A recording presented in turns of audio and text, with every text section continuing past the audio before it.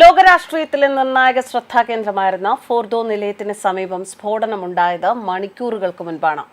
ആണവ കേന്ദ്രത്തിൽ ലോകശക്തികൾ നോട്ടമിട്ടിരുന്ന ഇടമാണിത്. ഒരർത്ഥത്തിൽ ലോകത്തിന്റെ ചാരക്കണ്ണുകളിൽ നിന്ന് ഇറാൻ ഇത്രയും കാലം മറച്ചുവെച്ച ആണവക്കോട്ട. US ഉൾപ്പെടെയുള്ള ശക്തികൾ ഏത് വിധേനയും തകർക്കണം എന്ന് ആഗ്രഹിച്ചിരുന്ന പ്രദേശം. ഫോർദോയിലെ ഒരു പർവ്വതത്തിന് താഴെ ഭൂഗർഭ കേന്ദ്രത്തിലാണ് ഈ ആണവ പരീക്ഷണശാലയുള്ളത്.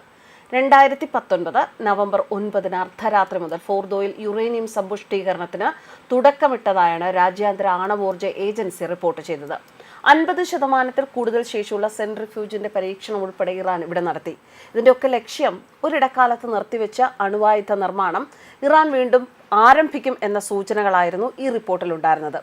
USന്റെയും ഇസ്രായേലിന്റെയും ഉൾപ്പെടെ ചാരക്കണ്ണുകൾ ഫോർദോയിലേക്കാണ് കേന്ദ്രീകരിച്ചിരുന്നത്. ഫോർദോയ്ക്ക് ചുറ്റിലും സുരക്ഷാ ഉദ്യോഗസ്ഥരുണ്ട്. ഇറാന്റെ റവല്യൂഷണറി ഗാർഡ്സിന്റെ നേരിട്ടുള്ള നിയന്ത്രണത്തിലുള്ള പ്രദേശമാണ്. ആകാശത്തേക്ക് മിഴിത്തുറന്നിരിക്കുന്ന വിമാനവേധ തോക്കുകളുണ്ട് അവിടെ. 2016 സ്ഥാപിച്ച S-300 മിസൈൽ പ്രതിരോധ സംവിധാനവുമുണ്ട്. സുരക്ഷാ കവചങ്ങളൊക്കെ കടന്ന് അകത്തേക്ക് കയറിയ 4 ഹൈവേ റോഡുകളുണ്ട്. ഈ 4ഉം എത്തി നിൽക്കുന്നത് ഓരോ തുരങ്കങ്ങളിലാണ്. ആ തുരങ്കങ്ങളാണ് അമേരിക്കയുടെയും ഇസ്രായേലിന്റെയും ഉറക്കം കെടുത്തിയ ഇറാന്റെ ആണവ സംഭരണ കേന്ദ്രം. നദാൻസ് നിലയത്തിൽ നിന്ന് ഫർദോയിലേക്ക് തുരങ്കം വഴി ആണവ ഇന്ധനം കൊണ്ടുപോയിരുന്നു.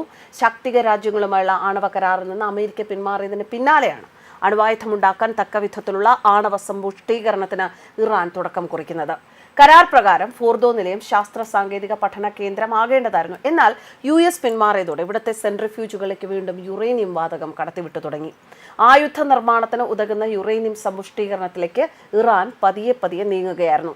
1 ദശാബ്ദം മുൻപാണ് ഫോർദോ നിലയം ഇറാനിൽ നിർമ്മാണം ആരംഭിക്കുന്നത്. തുടക്കത്തിൽ ഇറാൻ ഇതിനെപ്പറ്റിയുള്ള എല്ലാ വിവരങ്ങളും മറച്ചുവെച്ചു. എന്നാൽ ആണവായുധമുണ്ട് എന്നാരോപിച്ച് US ഉൾപ്പെടെയുള്ള രാജ്യങ്ങൾ സമ്മർദ്ദം ആരംഭിച്ചപ്പോഴാണ് ഫോർദോയെ പറ്റിയുള്ള വിവരങ്ങൾ പുറത്തുവിട്ടത്.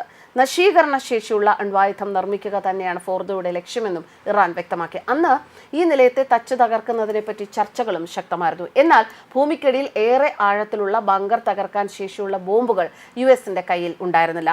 ബങ്കർ തകർക്കുന്ന ബോംബുകളിൽ ഏറ്റവും കരുത്തുറ്റ GBU 28 ഏകദേശം 2300 കിലോ ആയിരുന്നു ഭാരം. ഏകദേശം 100 അടി വരെ മണ്ണ് തുറന്നുപോയി പൊട്ടിത്തെറിക്കാനുള്ള ശേഷിയുണ്ട് ഇതിന്. കരുത്തുറ്റ കോൺക്രീറ്റ് ചുമരാണെങ്കിൽ 20 അടി വരെ തുളയ്ക്കാം. ഫോർദോ നിലയമാകട്ടെ പർവ്വതത്തിൽ ഏകദേശം 250 അടി താഴെയായിട്ടാണ് നിർമ്മിച്ചിരിക്കുന്നത്.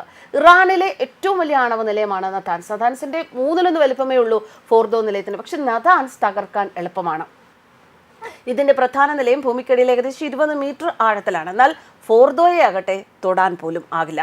ഒരു കാലത്ത് ഇറാന്റെ മിസൈലുകൾ സൂക്ഷിക്കുന്ന രഹസ്യ കേന്ദ്രമായിരുന്നു ഫോർദോയിലേത്. എന്നാൽ 2012 UN കീഴിലെ ആണവോർജ്ജ ഏജൻസിയുടെ ഒരു പ്രസ്താവനയാണ് ലോകത്തിന്റെ ശ്രദ്ധ ഫോർദോയിലേക്ക് തിരിച്ചത്. ഫോർദോയിൽ ഇറാൻ അണ്വായുധ നിർമ്മാണം ലക്ഷ്യമിട്ടുള്ള യുറേനിയം സമ്പുഷ്ടീകരണം നടത്തുന്നുണ്ട് എന്നുള്ള വിവരമായിരുന്നു അത്. സമ്പുഷ്ടീകരണം 20% മേൽ നടത്തിയാൽ UN സുരക്ഷാ സമിതിക്ക് നൽകിയ വാഗ്ദാന ലംഘനമായിരിക്കും അത് എന്നായിരുന്നു USന്റെ മുന്നറിയിപ്പ്. അതിന് പിന്നാലെയാണ് ബങ്കറുകൾ തകർക്കുന്ന GBU 28 പോലുള്ള ബോംബുകൾ ചർച്ചയാകുന്നത്.